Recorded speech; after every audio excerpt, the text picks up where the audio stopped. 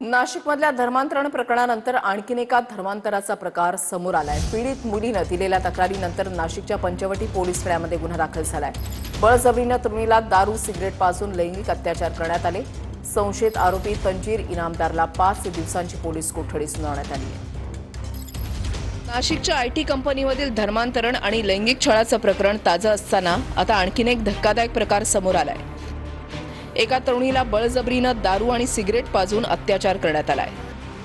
तसंच तिला धर्मांतरासाठी प्रवृत्त केल्याचा आरोपही आरोपीवर करण्यात आलाय। या प्रकरणात संशयित आरोपी तंजीर इनामदारला कोर्टानं 5 दिवसांची पोलीस कोठडी सुनावली आहे। संशयित आरोपी तंजीर इनामदारनं पीडित मुलीला लग्नाचं आमिष दाखवून अनेक ठिकाणी नेलं। तिथे तिला बळजबरीनं दारू आणि सिगरेट पिण्यास भाग पाडलं।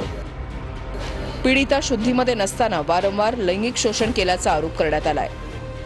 आरोपीनं पीडितेच्या गळ्यातील तुळशीमाळ आणि हातावर बांधलेला धागा हा बळजबरीनं काढला। पीडितेला गजवाय हिंदचं पालन करण्यास सांगून धर्मांतरासाठी दबाव टाकला। पीडितेचे आक्षेपार्ह फोटो व्हायरल करण्याची धमकी देऊन वारंवार लॉजवर नेलं।